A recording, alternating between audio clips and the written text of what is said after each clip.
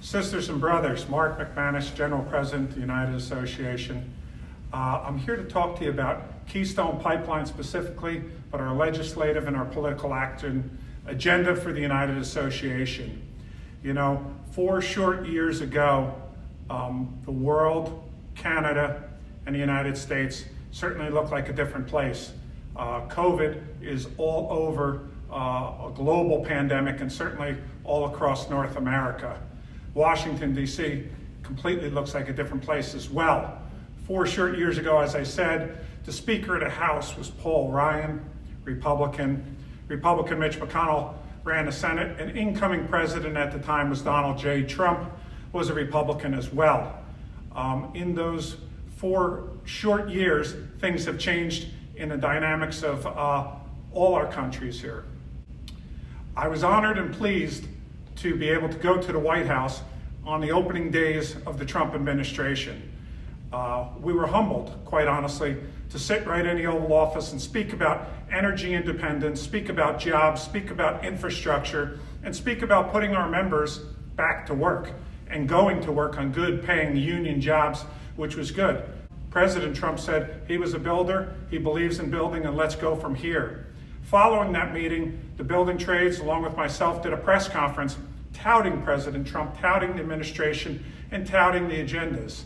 Following that, I had the opportunity, or the embarrassment, whatever you want to say, to go on 3 national TV programs and again tout the President of the United States, Donald Trump, and tout his agenda and tout his executive action on one of the first days of giving the permitting process back to Keystone as it was taken away from the previous administration, the Obama administration, 4 or 5 years earlier. So it was off to a very good start, and it was a very good first step. And we talked about our hopefulness of getting the $2 trillion infrastructure as well.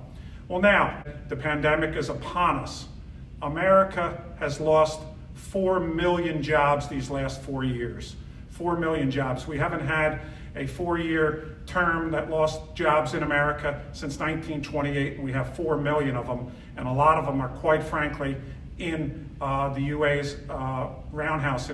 So right now we have Nancy Pelosi, Democrat, as the Speaker of the House, Chuck Schumer as the leader of the Senate, Democrat, and our new president, Joe Biden, as a Democratic as well. So just as we called balls and strikes with 3 houses of government from the Republicans for these 4 years, we are certainly going to call balls and strikes for the 3 houses under the Democratic administration going forward here as well too. But quite honestly, we are more than disappointed, aggravated, disgusted on the first order, or one of the first orders of business on the first day of revoking that permit on Keystone. It does no good for North America's energy independence. It absolutely cripples the province of Alberta, where we have thousands of men and women out of work. It hurts the pipeline department. It hurts 798. It hurts the 70 folks we have on that job right now. That is not building back better as you're pulling away good union jobs on one of your first orders. You know, upon the election of Joe Biden in the transition, we were delighted, we were happy, and we had 2 folks as an international, Dave Barnett as our 798 member and our pipeline director going on Joe Biden's transition team, which was fantastic. And Mike Hazard, who does all things VIP for us, our flagship program for the veterans, was also named to the Biden transition team. Very, very good first steps. Another great first step was putting Marty Walsh, who has a union book in his pocket, the head of the building trades prior to being the mayor of Boston, and just our local unions, our UA local unions and our building trades local unions can speak on Marty Walsh. And that is such a breath of fresh air of where we're at with the previous Secretary of Labor, Scalia, who spent a lifetime dismantling unions, dismantling OSHA, and against prevailing wage and all the things that the unions fight for as the head of the Department of Labor. So that was 2 good welcome pieces of news. It doesn't offset killing a job and killing a permitting process on our energy independence. We are disappointed. We understood that Joe Biden campaigned or was his position on Keystone specifically. He said he was all the above energy approach. He says he's not against fracking or pipeline, but his first order of business, his action item, certainly wasn't a good start on the Keystone pipeline there. You know, these last 4 years, we've had attacks on IRAPs, on our apprenticeship programs from this. We've had 4 million, as I spoke, 4 million less jobs. We got zero on pension relief, and we got zero on a $2 trillion, not billion, the Keystone's a $6 billion project. We had $2 trillion promised to us directly from the President of the United States to myself directly, and we got zero on that. We've had 10 refineries close in 4 years. 25% of our utility man hours are down over the last 4 years. But a job site that is getting closed down hurts. I come from a small local union, very small local union, and I used to walk around as the business manager with the out of work list in my pocket. And if someone was out of work, chances are I knew them. I knew their wife, knew their family, knew where they lived. I worked with them, and it hurts. You know what kind of mechanic they were, an apprentice they were, or even superintendent, and you didn't have a job for them. I've been to Fort McMurray. I've been to the oil sands. I've been to local 480H training center. I've been to Stewart School in 798. I've been down to Tulsa. I've been to their training center. I don't pretend I know each and every one of the folks that were working on this job, or a whole lot more folks that were going to work on this job, but it still hurts the same, just as I knew the people back home. And it's not good for America. You know, we have such political discourse in this country, and it's not healthy for the country, and it's not healthy for the United Association. I hear, you know, it's not your father's Democratic Party. It's not your father's Democratic Party. And you know what? The folks that say that are absolutely right. The Democratic Party's drifting to the left with AOC and Bernie Sanders and that wing of the party. Our job is to pull them back to the center. But I'm here to tell you, it's not the same Republican Party as well.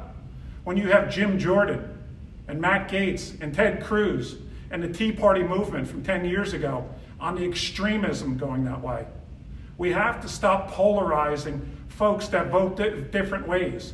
We have a lot of conservative folks, a lot of right to life, a lot of gun owners in our ranks for 131 years. And that is a good thing for the United Association.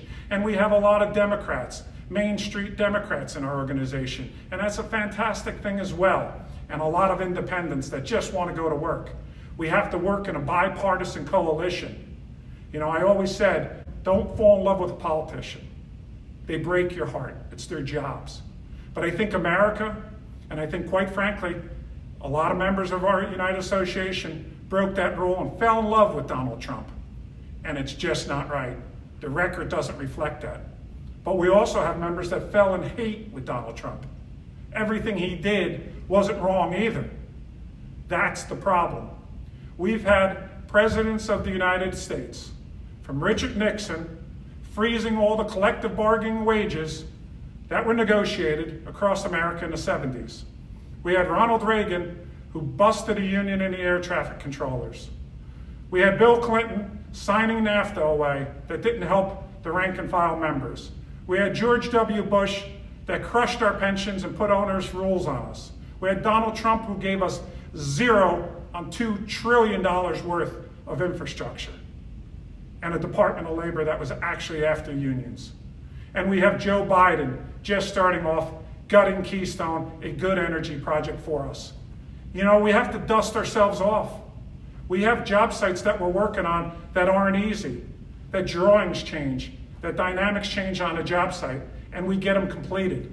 We are going to get disappointed again within these 4 years.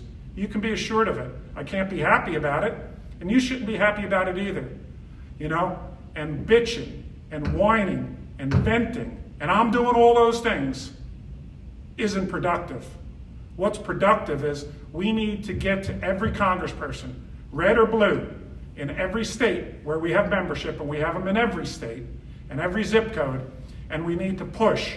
And I'm going to put my political action department on it to give the form letters for every member to be united and to push for $2 trillion worth of infrastructure, and to push again for Keystone and all pipelines. Pipelines for water, and pipelines for oil and gas and future pipelines for hydrogen. All those things are what is promised on Build Back Better. And all those things, the left and the right need to come together and push for America. That's where we need to go. You know, the environmental movement, we may not like it, but they're four things. They're passionate, they're organized, they're financed, and they're united. Right now, we are not united. And the people that are against what we do like the fact that we're united.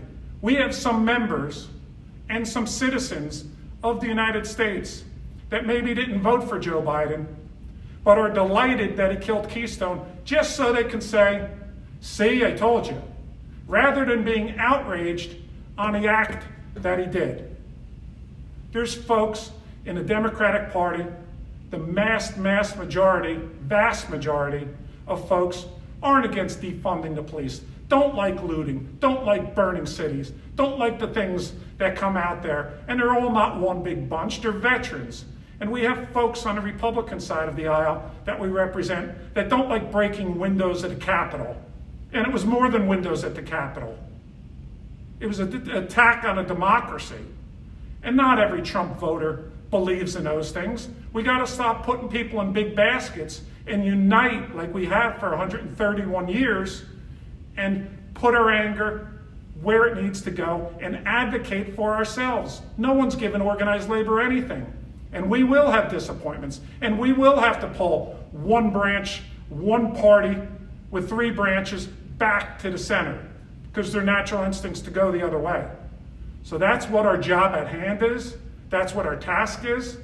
We can be aggravated. We can be disgusted because I'm all the above as well.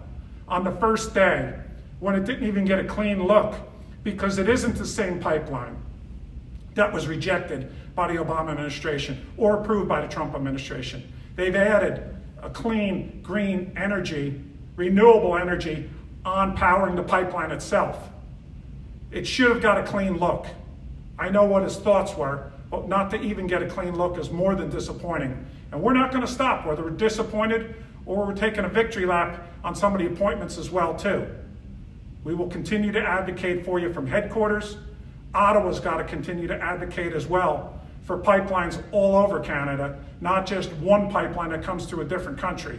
You put your eggs in that basket, and the politicians of America will break Canada's heart as well. So we need Ottawa engaged, DC engaged, but most importantly, we need our membership engaged. Thanks for listening. I sure do appreciate it.